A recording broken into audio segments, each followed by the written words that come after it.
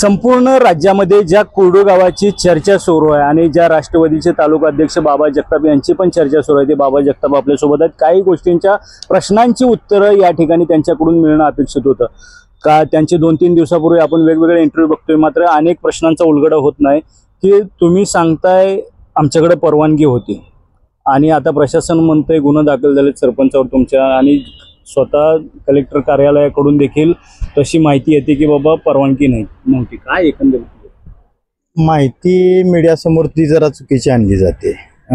काय झालेलं आहे ती वर्क ऑर्डर पहा तुम्ही, त्या वर्क ऑर्डरला मुदत तसं बघितलं तर 2026 पर्यंतची आहे आणि त्याचा नियम कसा असतो की बाबा काम करण्याची ज्यावेळेस वर्क ऑर्डर होते, वर्क ऑर्डरमध्ये लिहिलेलं असतं की बाबा हे काम आत्ता तुम्हाला वर्क ऑर्डर येतो, हे काम 6 महिन्यात 1 वर्षात अशा पद्धतीनं पूर्ण करावं, ह्याच्यासाठीची ती मुदत टाकलेली असते आणि त्या मुदतीपेक्षा तुम्ही जी ॲक्च्युअल मुदत 2026 पर्यंत त्या कामाची आहे ती मुदत दाखवली नाही गेली नाहीये त्याच्यात, परंतु हे जे काम पूर्ण करायची मुदत आहे ती दाखवली जाते त्याच्यात मोरामोर। त्याच्यामुळे ते जो आरोप होतो की आमच्यावर मुदत संपलेली आहे ते आरोप चुकीचे आहेत। तसं बघितलं जिल्हाधिकारी कार्यालयाकडून अशी माहिती येते की याला कामाला परवानगीच नव्हती, मुरुम उपशाला परवानगी नव्हती। आता तसं बघितलं गेलं तर परवानगी होती का नव्हती हे जे जिल्हाधिकारी म्हणतात तुमच्याच कार्यालयाला विचारा ना, तुमच्या तहसीलदार साहेबांना विचारा की माढा तालुक्यामध्ये जितकी पण आतापर्यंत कामं झालीत की वर्क ऑर्डर असताना तुम्ही कुठल्या कामाला तहसीलदारांनी परमिशन दिली की इथून तुम्ही मुरुम उचला, त्याची एकदा आपण पण इन्क्वायरी केली पाहिजे। नुसतं शेतकऱ्याला झोपाटे घालून किंवा एका कामावरती कुर्डूला टार्गेट करून कुर्डूचं नाव बदनाम करून ह्यातून काय उपयोग होणार नाही तुम्हाला। तुम्ही तालुक्याचं बघा, जिल्ह्याचं बघा, कुठल्या पद्धतीने हे चालू आहे, कामं चालू आहे, ती एका पण कामाची मला परमिशन अशी दाखवावी तहसीलदार साहेबांनी की तुम्ही ह्या कामाला मुरुम उचलण्यासाठी इथं परमिशन दिलेली आहे। मी त्यांना मी आवाहन करतोय तुमच्या माध्यमातून की तुम्ही एक पण काम मला माढा तालुक्यातलं दाखवा की त्या कामाला तुम्ही मुरुम उचलण्यासाठी परमिशन दिलेली आहे। तुम्हाला असं म्हणायचं आहे तुमहाला तुमच्या जे संबंधित कामाला ठेका मिळाला म्हणजे तुम्हाला परवानगी मिळाली? हा, ठेका मिळाला म्हणजे कामाला परमिशन मिळाली ना, त्यातून ऑटोमॅटिक तुमच्या खात्यावरती रॉयल्टी घेतली जाते। बरं तुम्ही रॉयल्टी घेणार होता, मग ती कुठल्या माध्यमातून घेणार होता तुम्ही रॉयल्टी? तुमची परमिशन नसती, तुम्हाला काय अधिकार आहे म्हणून तुम्ही परमिशन नाही दिली रॉयल्टी घ्यायची? आजपर्यंत जी पाठीमागे कामं होत गेली त्या कामाची तुम्ही रॉयल्टी तुमच्याकडे आकारणी करून घेतलेली आहे। मग आमच्या पंचायत समितीकडून जी तुम्ही माहिती काढून पहा की पंचायत समितीकडून कुठली रॉयल्टी थकलेली आहे का शासनाची? नाही थकलेली, पण त्याला कुठं परमिशन दिलेलं होतं की तुम्ही ह्याच गटातून मुरुम उचलला पाहिजे? तशी कुठलीही परमिशन दिलेली नाही।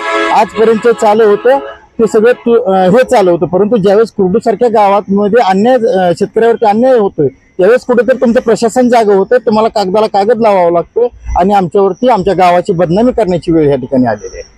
म्हणजे परवानगी असं आपण जाऊन वेगळी परवानगी काही घेतलेली नाही, वेगळी परवानगी घ्यायची आवश्यकता आहे, शासनाचंच आहे ना काम। कोणाचं आहे? शासनाचं आहे। काम करतंय कोण? शासनच करतंय। ह्याच्यामध्ये कोण वैयक्तिक ठेकेदार आहे का? कोणाच्या वैयक्तिक ठेकेवरती काम चालू आहे का? कुणाच्याच नाही। ते ग्रामपंचायत सरपंच आणि ग्रामसेवक हे दोघं काम करणार असतात, ग्रामपंचायत काम करते त्याचं।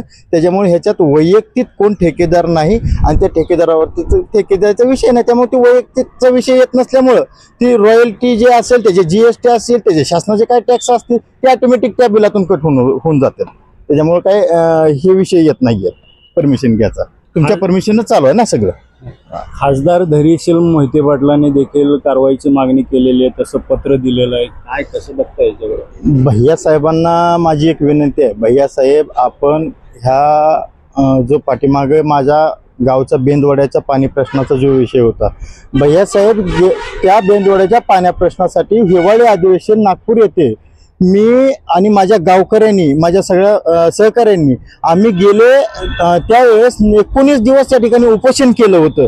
त्या उपोषणाच्या वेळेस भैया साहेबांनी आम्हाला कुठल्याही विचारलं नाही, कुठल्या मीडियाने विचारलं नाही की बाबा ही लोक कुर्डू सारख्या गावातून नागपूर या ठिकाणी जाऊन उपोषण करतायत, त्यावेळेस तुम्ही कुठे बसले होता? भैया साहेब ही तुम्ही खऱ्या अर्थानं तसं पाहिलं गेलं तर जनतेच्या पाठीशी उभं राहायला पाहिलं होतं। तुम्ही पण एक लोकप्रतिनिधी आहे, तुमचा पण निधी येतोय, तुम्ही निधी दिलेल्यापैकी कुठल्या कुठल्या निधीसाठी तहसीलदारानं मुरुम उचलायला परमिशन दिली ह्याची पण एकदा तुम्ही आपण तपासणी केली पाहिजे आणि आमच्यावरती आरोप केले पाहिजे. विनाकारण कुर्डूसारख्या गावाचं मतदानावरती बहिष्कार घातला होता, पाण्यासाठी घातला होता. तसं बघितलं तर आता अंजलीताई दमानी यांनी पण या ठिकाणी म्हणले की बाबा जगताप हा एक गुंड आहे. मॅडम तुम्हाला खरंच मी सांगू इच्छितोय, मॅडम ही दाढी जी दिसते वाढवलेली ही मी माझ्या गावासाठी वाढवलेली आहे. माझ्या गावाला जोपर्यंत पाणी मिळत नाही तोपर्यंत मी दाढी करणार नाही, हा मी गावाला शब्द दिलेला आहे. सोशल मीडियाच्या द्वारे असेल किंवा पत्रकारांकडे असेल ते एकदा पाठीमागे जाऊन बघा. या दाढीवरनं मला तुम्ही गुंड साबित करू नका, हेच अंजलीताईंना पण या ठिकाणी सांगण्याचा प्रयत्न करतो. आणि भैयासाहेब राहिला भैयासाहेबांचा विषय, भैयासाहेब एकदा गोरगरीब शेतकऱ्याकडे या, गावची परिस्थिती काय आहे बघा. तुम्ही खासदार आहात, तुम्ही निधी टाकू शकता ह्या कामासाठी. माझं तुम्हाला आव्हान आहे, 1 महिन्यात जर तुम्ही माझ्या गावचे सगळे रस्ते पूर्ण करून दिलं तर मी हा कुर्डूकडून तुम्हाला शब्द देतोय की तुमच्या पाठीमागून हे माझं कुर्डू गाव आहे, ते आयुष्यभर कधीच हटणार नाही. एक मुखाने एक दिलाने तुम्हाला मदत करू आणि तुम्हाला मतदान करू. नाही, तुमचं एक स्टेटमेंट व्हायरल होतं की मी मोहिते पाटलांचा भैयासाहेबाचा माणूस होतो पण आता मागे जाणार नाही त्यांच्या वगैरे. नाही, ते माझं नव्हतं, ते कदाचित गावातलं असेल. मी भैयासाहेबांना तसं बघितलं, खोटं बोलायचं काही विषय नाही. भैयासाहेबांना मी ओळखतो, भैयासाहेब मला ओळखतात. भैयासाहेब पण एकदा माझ्या बोलवण्यावरून एकदा माझ्या जयंतीला आले होते आणि जयंतीचे उद्घाटनच त्यांच्या हस्ते झालेलं होतं. पण भैयासाहेबांना त्याची कदाचित आठवण नसेल की हा जुने आपले कार्यकर्ते होते किंवा काय होते. भैयासाहेब तुम्ही जर ह्या कार्यकर्त्यांना सांभाळून ठेवलं असतं, तुम्ही जर ह्या कार्यकर्त्यांची मदत केली असती, जे माझे दैवत अजितदादा पवार साहेबांनी जे आज या ठिकाणी माझ्यासारख्या छोट्याशा कार्यकर्त्याचं खरं आहे म्हणून जे फोन लावलेला आहे, तसं जर तुम्ही आमच्याकडे लक्ष दिलं असतं तर कदाचित भैयासाहेब माझ्यापेक्षा आणखीन चांगले कार्यकर्ते मिळाले असते आणि तुम्हाला ह्यातून प्रगती मिळाली असती. नाही, मोहिते पाटील, धैर्यशील मोहिते पाटील असं पण म्हणतात की तुम्हाला जो फोन आला उपमुख्यमंत्री अजितदादांचा तो डायरेक्ट आला नाही, त्रयस्थ माणसानं मध्यस्थी तो जोडला गेला नाही, त्याची चौकशी व्हावी. तो त्रयस्थ माणूस कोण आहे? तसं बघितलं गेलं तर माननीय आमचे दैवत अजितदादा पवार साहेब हे आपण महाराष्ट्र त्यांना ओळखतो की कामाच्या बाबतीत. दादांना अशी काय गरज वाटत नाही की बाबा कुठल्या तरी नेत्यापाशी जावं आणि दादांना कॉन्टॅक्ट करावं. दादा हे जनसामान्य लोकांचे प्रश्न सोडवणारा नेता म्हणून ओळखला जाणारा माणूस आहे. मी त्यांचा तालुका अध्यक्ष पदावरती त्यांची जबाबदारी स्वीकारतोय, मी काम करतोय आणि कुठलंही चुकीचं काम करत नसल्यामुळं दादानी. आणि तसं बघितलं तर तुम्ही महाराष्ट्राची पार्श्वभूमी बघा, इतका पण कुणाचा दम नाही की दादांना डायरेक्ट चुकीच्या कामासाठी फोन लावून दादांना फोन लावायला इतका पण कुठल्या कार्यकर्त्याच्या दम. माझं काम ओरिजिनल होतं, माझं नाणं खणखणीत होतं. ह्याच नाण्यातून हे खणखणीत नाणं असल्यामुळे मी दादांना फोन लावू शकलो आणि दादांनी मला त्या ठिकाणी केली. नाहीतर असं काय दादा तरी चुकीचं बोललेले आहेत. तुम्ही जर एखाद्या महाराष्ट्राच्या 5-6 वेळा उपमुख्यमंत्री राहिलेल्या माणसाला जर उलट प्रश्न विचारत असला की आप कोण आहे, तर हे पण कुठेतरी विचार करण्यासारखी गोष्ट आहे ना. कॉन्फरन्सवर कोणी नव्हतं? कोणी नव्हतं कॉन्फरन्सवर, कोणी नव्हतं. मी त्यांच्या पक्षाचा तालुका अध्यक्ष आहे आणि तेवढं मला अधिकार आहेत की माझ्या नेत्याला मी डायरेक्ट फोन लावू शकतो. हो. अन्य पण सोशल मीडियावर तुमच्याबाबत पूर्वी गुन्हे असल्याचं वगैरे बोललं जाते, काय एकंदरीत? पूर्वीचे गुन्हे तसं बघितलं गेलं तर मी तसं गुंड वगैरे मला त्या प्रवृत्तीचं ठरवलं गेलेलं आहे या ठिकाणी. पण मी आपल्याला या मीडियाच्या माध्यमातून तुम्हाला मी आवाहन करतो की माझ्यावरती कुठलेही गंभीर स्वरूपाचे गुन्हे नाहीत. जे काय 1-2 गुन्हे असतील ते आंदोलनाचे आणि माझ्या गावाच्या पाणी प्रश्नासाठीचे गुन्हे माझ्यावरती असतील, परंतु त्याच्या व्यतिरिक्त जर कुठले गुन्हे निघले तर आपण म्हणाल ती शिक्षा मी भोगायला तयार आहे. या ठिकाणी आपला एक व्हिडिओ पण व्हायरल झालाय, काय ते म्हणतात चरस घेत होते, गांजा घेत होते. कसं आहे, नवीन काळ आलाय. नवीन काळामध्ये नवीन काळाच्या याच्या विभागामध्ये आपल्यापेक्षा जे आपल्या मुलांएवढी जी मुलं आहेत ती सध्या ह्या सोशल मीडियावरती ऍक्टिव्ह आहे.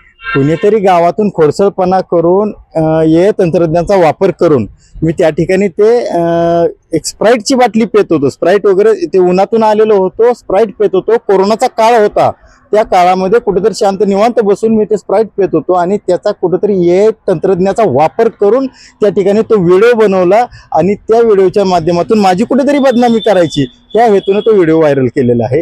आणि त्या व्हिडिओवरून जर इतकं रामायण होत असेल, आता ठीक आहे कुणाची मनं दुखवली असतील तालुका अध्यक्ष, तर मी ह्या व्हिडिओ जर चुकीचा वाटत असेल कोणाला तर खरंच मी ह्या तुमच्या माध्यमातून मी जे काय असेल ते त्या ठिकाणी माफी मागतो. जर कोणाला खरा वाटत असेल त्याची, ज्याला काय हे AI तंत्रज्ञानाचं कळतंय त्यांना काय नाही, त्यांना ते समजून गेलं की बाबा हा खरंच AI तंत्रज्ञानाचा वापर करून हा व्हिडिओ तयार केलेला आहे. आणखीन एक माझ्याकडे फोटो आलेला आहे की बाबा माझा एका मुलीसोबतचा एक फोटो व्हायरल केला गेलेला, करायचा प्रयत्न केलेला, तो माझ्यापर्यंत पोहोचलेला. अरे बदनामी करणाऱ्यांनो, मी गावासाठी झटतोय, माझ्या घरात मुरुम नव्हता टाकायचा, तो रस्त्यावरती माझ्या गोरगरीब शेतकऱ्यांना मुरुम टाकायचा होता आणि त्या कामासाठी आम्ही कुठेतरी मध्यस्थी करायला गेलेलो होतो, ते काम व्हावं म्हणून. ह्याच्या पलीकडे ह्याच्यातला कुठलाही हेतू नव्हता. आपला व्हिडिओ व्हायरल झाल्यानंतर आपण जे गावामध्ये सभा घेतली त्याच्यामध्ये असं देखील बोलल्याचं समजतं की तो कोणी व्हिडिओ व्हायरल केलाय त्याला बघून घेऊ. आता तसं बघितलं गेलं तर त्या दिवशी जी गावकऱ्यांनी मिटिंग घेतली त्यात तसं बघितलं तर आम्ही कोणच नव्हतो. आमचे नेते अण्णासाहेब दानवे वस्ताद असतील, मी असेल, किंवा आम्ही ज्याच्यावरती गुन्हे दाखल या प्रशासनाने चुकीचे केले आहेत त्यातले कोण त्या मिटिंगला किंवा त्या ह्याला नव्हतं. आणि कोण काय बोलले हे कदाचित मला त्या दिवशी थोडीशी माहिती घ्यावं लागेल. मला त्याविषयी थोडीशी माहिती कमी आहे. जे हे झालं, व्हायरल झालं तुमचा व्हिडिओ वगैरे, राष्ट्रवादीकडून काय कारवाईचं पत्र किंवा राष्ट्रवादीकडून काय तुमच्याशी बोलणं झालं का वरिष्ठ पदाधिकाऱ्यांशी? नाही, माझ्या पक्षाकडून जे काही चालू आहे तर त्यांचं मला समर्थनच आहे. मला कुठलं कारवाईचं पत्र वगैरे आणखी त्यांनी दिलेलं नाही. आणि जर का आमच्या नेत्यांसाठी जर कुठं मला राजीनामा वगैरे द्यायची वेळ आला तर ते मी एक आनंदाने राजीनामा देऊन हे पदमुक्त होऊन जाईल. त्यात पण काही शंका बाळगायची गरज नाही.